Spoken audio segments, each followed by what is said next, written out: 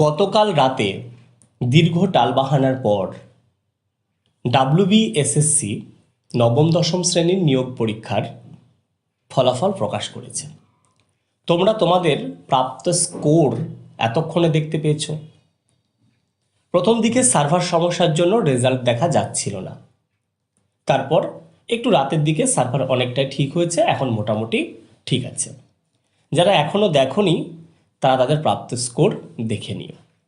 কিন্তু যারা দেখেছো বা যাদের দেখা হয়ে গেছে তাদের মধ্যে থেকে অনেকেই আমার কাছে জানতে চেয়েছো, দাদা আমার স্কোর 2 নম্বর কমে গেছে আমার এ সিরিজ, কেউ বা ডি সিরিজের 1 নম্বর কমে গেছে, কারো বা বি সিরিজে সমস্যা হয়েছে। এখন আবার অনেকেই বলছে না আমার ডি সিরিজ আমার কোনো রকম সমস্যা হয়নি, বা আমার এ সিরিজ আমার কোনো রকম সমস্যা হয়নি। এই যে সমস্যার দ্বিমেরুকরণ, 2 রকম সমস্যা, এটা এখন সামনে এসে দাঁড়িয়েছে।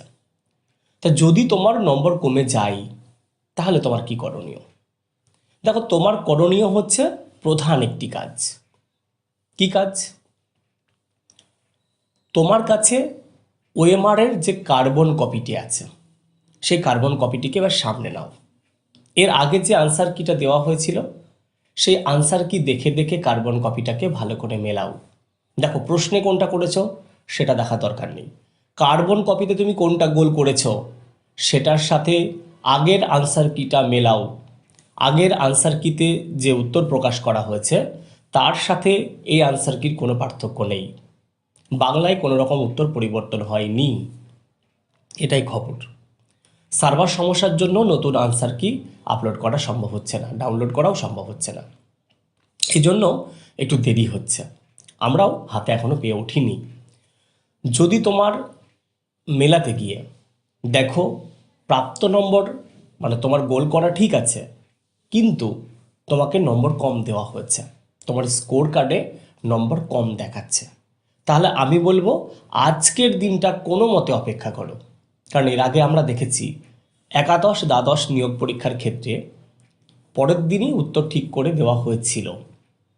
ঠিক আছে, যদি ভুল থাকে পর্ষদ বা কমিশনে যদি জানানো হয়, অনেকে জানাবেন যাদের বাড়ি কাছাকাছি আছেন, তারপর তারা ঠিক করে দিয়েছিলেন।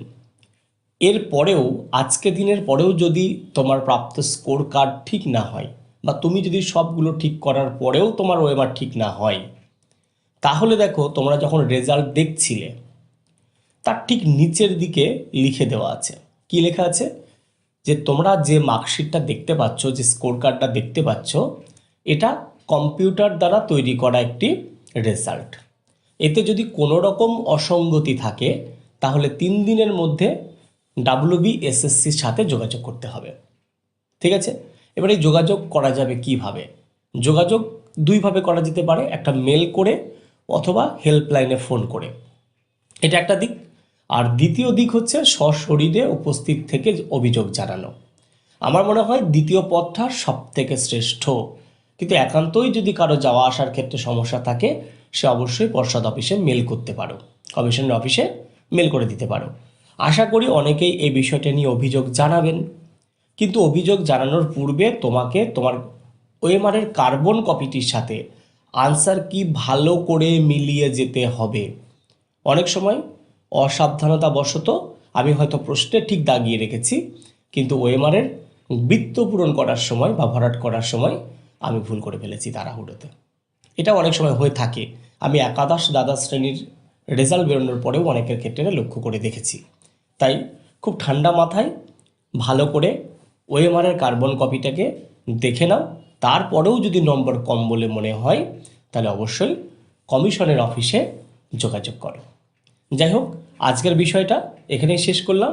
এরপরেও যদি আরও কিছু প্রশ্ন তোমাদের থেকে থাকে অবশ্যই এই ভিডিওর কমেন্ট বক্সে জানাতে ভুলো না, পরবর্তীতে সে বিষয়গুলো নিয়েও আলোচনা করব।